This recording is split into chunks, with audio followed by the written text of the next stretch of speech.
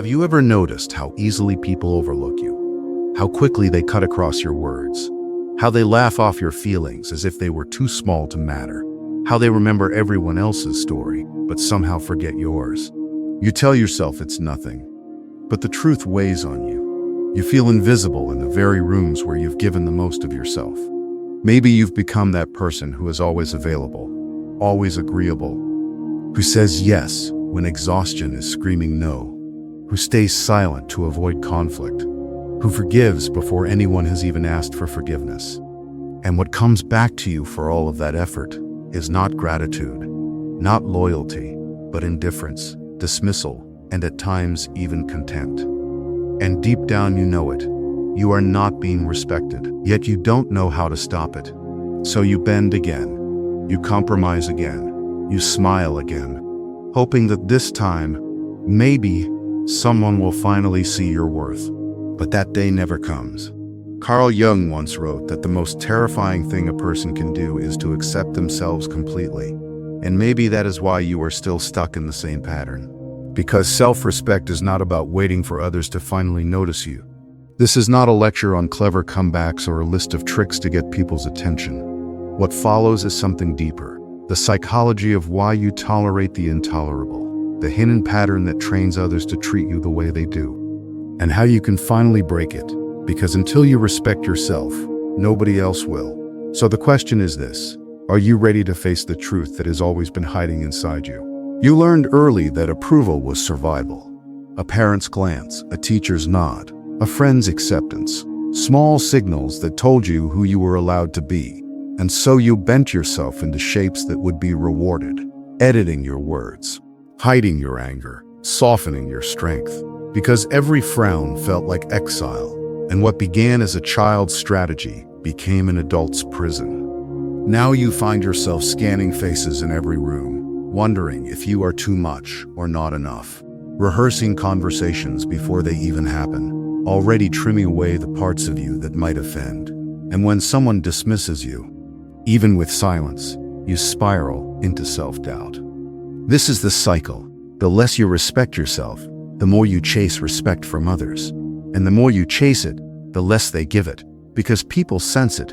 They sense the need beneath your smile, the apology hidden in your tone. And instead of admiring you, they place themselves above you, taking the position of the evaluator, the one who decides if you are worthy, and you hand them the gavel and wait for their verdict, forgetting that respect is never given to beggars.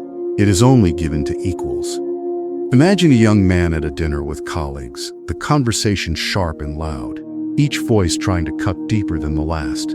He has a thought, clear, strong, necessary, but he swallows it. He laughs instead at a story that drains him, nods along as the spotlight passes, and on the drive home silence floods the car, his throat still tight, his chest heavy with the words he strangled before they were born. And in that silence he feels it. He wasn't ignored. He erased himself. This is the quiet wound of self-respect. It doesn't always look like weakness. Sometimes it looks like competence, politeness, being easy to work with. But underneath, you know the truth. You are shrinking. You are bending. You are waiting for others to give you what you refuse to give yourself. And here is where Jung's warning cuts deepest. If you do not carry respect for yourself in your own posture, no amount of external praise can save you. It will slip through your hands like water, because you will not believe it until you stop abandoning yourself. Every compliment, every promotion, every tender word will feel like a lie. So the question becomes, how do you break the cycle? How do you shift from waiting for respect to becoming the kind of person who commands it without asking? You have been living under an illusion that respect is something handed down like a metal pin to your chest by those in power. You believe that if you pleased them enough, performed well enough, kept your head low enough, someone would notice. Someone would say, "You matter. You are worthy. You can stand tall now." But has it ever worked? Did the praise last? Did the approval sink deep enough to heal the hollow? Or did it vanish the moment the faces turned away? The illusion is this. You thought respect comes from outside, but Jung would tell you the opposite. Respect is born within, or it does not exist at all. Until you hold yourself with dignity, the world will mirror back only the disregard you secretly carry. People are not cruel for this. They are simply reflecting what you broadcast. And here is the rule that cannot be broken. You teach others how to treat you by how you treat yourself. Not by your words, not by your demands, but by your posture. If you let yourself be diminished, others will follow. If you protect your boundaries, others will hesitate before crossing them. If you walk into the room with the weight of someone who knows their own value, the room bends around that gravity. Respect is not an argument, it is an atmosphere. It lingers in the pause after you speak, in the steadiness of your no, in the calm of your silence. It cannot be faked, and it cannot be borrowed. This is where the old strategies collapse. Explaining yourself will not save you. Pleasing everyone will not protect you. Defending your worth with constant noise only makes you look unsure. You have tried all of that. It drained you. It never worked. The truth is quieter and harder. Self-respect is not a performance. It is a refusal. A refusal to betray yourself for the comfort of others. A refusal to beg for dignity from those who cannot give it. A refusal to shrink just to be allowed to stay. This is why Jung saw individuation, the process of becoming truly yourself, as the highest task of a human life. To respect yourself is to step out of the collective trance, to stop asking what will they think of me and start asking what do I think of myself if I do this. That single shift changes everything, because the world is not waiting to hand you permission, it is waiting to see if you will give it to yourself. So when the next moment arrives, the next joke at your expense, the next room where you are tempted to disappear, the question is not what they will think. The question is whether you will choose to betray yourself again. Respect is not just a social courtesy. It is a psychological force. The human mind is wired to search for signals of status and safety in every interaction. And without realizing it, you are constantly broadcasting those signals through your tone, your posture, the way you phrase even the simplest request. And people respond to those signals before they even register your words. If you have ever felt invisible, it was not because others literally failed to see you. It was because you failed to project yourself. The slumped shoulders, the hesitant voice, the restless eyes scanning for approval, they tell the nervous systems around you. This person can be overlooked. This person will not resist. This person will trade their own dignity for peace. And so, without cruelty, people adjust. They treat you as you show them you expect to be treated. But the mechanism runs even deeper. When you live in self-respect, your brain shifts into hypervigilance, constantly scanning the room for micro-actions. A sigh, a raised eyebrow, a shift in tone, and each one feels like a verdict. And because you are primed for rejection, you amplify it. You tell yourself stories. I spoke too much. I annoyed them. I embarrassed myself. And soon the inner critic is the loudest voice in the room. You are no longer hearing others clearly. You are only hearing yourself confirming your own unworthiness. And here lies the paradox. The more you crave respect, the less you receive it. Because craving makes you predictable. It makes you easy to use, easy to dismiss. And people, whether consciously or not, sense this weakness. A boss assigns you extra work because they know you will never say no. A friend unloads their problems because they know you will never set a boundary. A partner dismisses your feelings because they know you will keep apologizing anyway. And each time the pattern reinforces itself. Each time you step further away from your core. Psychologists call this a self-fulfilling prophecy. When you expect to be disrespected, you act in ways that invite it. And when it arrives, you nod as if to prove you were right all along. The cycle tightens. And the respect you hunger for feels further and further out of reach. Not because the world is cruel, but because you keep rehearsing your own smallness. So here is the one-line self-test. If you often feel the need to explain yourself more than one, you probably do not respect yourself enough. Because real respect does not require repetition. It lands the first time. It carries a weight that words alone cannot fake.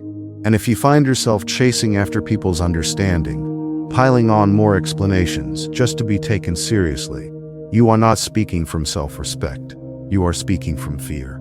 And fear, unlike respect, is contagious. People absorb it. They feel it in the silence after you speak. And suddenly your relationships are not built on equality but on appeasement. And that is why your exhaustion feels so heavy. You are not only tired of others, you are tired of betraying yourself in front of them. The moment you stop apologizing for existing, people notice. The moment you say no without justification, the ground shifts. The moment you refuse to betray yourself, you no longer need the room to approve, because you have already approved yourself. And in that approval, the paradox arises. Only when you no longer beg for respect do others finally begin to give it. Carl Jung believed that the greatest tragedy of the human soul was not failure, but imitation. He warned that when you live only for approval, you dissolve into what he called the persona, the mask built for others, and behind that mask, your true self withers. The longer you wear it, the harder it becomes to remember who you were before the performance.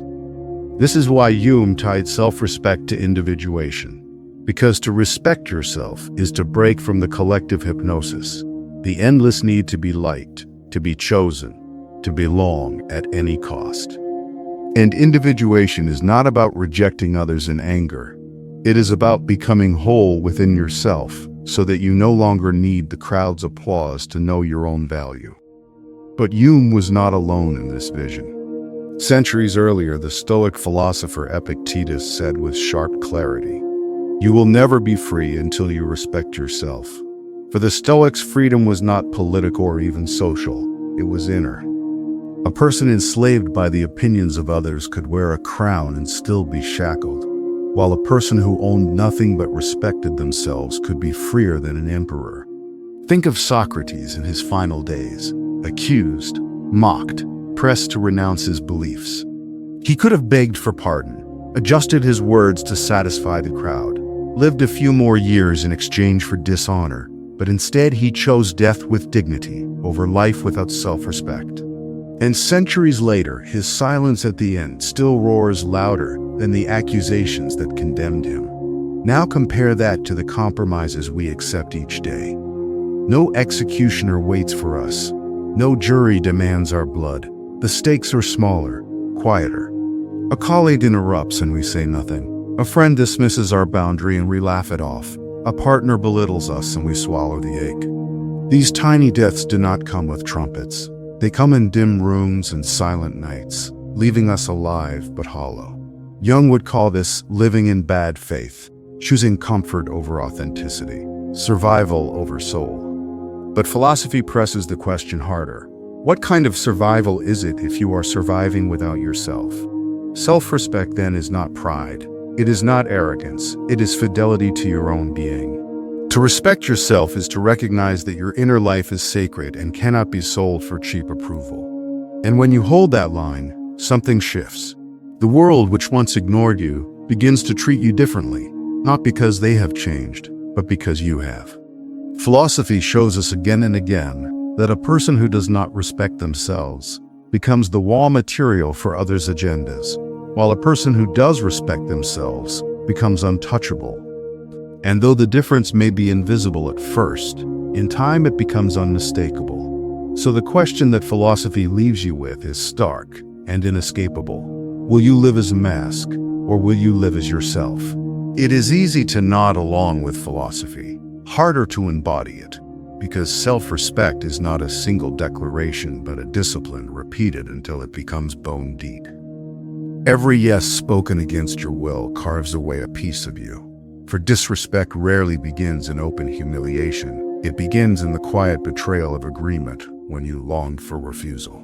This is why the first practice is learning to say no, not as a weapon, but as a boundary. You start small, declining an invitation you do not want, resisting the urge to bury your refusal beneath apologies. And these small refusals build the muscle for the larger ones. Then comes speech. For respect is not measured in the number of words, but in their weight. Explanation feels safe, but over-explain exposes insecurity. So you stake your thought, your boundary, your request, and then you stop. You let the silence do what words cannot. And though at first it burns you to leave the space unfilled, you begin to notice that when you stop chasing to be heard, people start listening. Next is the body. For the truth the mouth cannot carry is written in posture. A hunched frame whispers doubt. Darting eyes plead for permission. So you walk upright, shoulders steady, breath deep. You pause before you speak, even for 2 seconds, and that pause carries more authority than 100 explanations. The body teaches the mind what dignity feels like, and others read it without knowing they are reading. But practices collapse if they are not remembered, because the mind is biased towards self-criticism, replaying every stumble while forgetting the moments you stood tall. So you keep a ledger. Each night you write one line, a no you spoke, a silence you held, a truth you voiced. Small stones collected until they weigh enough to remind you that you are no longer living as a shadow. And finally, there is the hour you protect. For if every minute is filled with noise, your inner life suffocates. And respecting yourself means carving out time that no one else can invade. One sacred hour each day, no phone, no obligations, no explanations, where you read, walk, or sit in silence. And in that hour, you prove to yourself that your time is valuable. And slowly, the world begins to agree. Each of these practices is deceptively simple, but they cut against everything you have been taught. You will feel guilty when you say no, selfish when you stop explaining, exposed when you stand tall.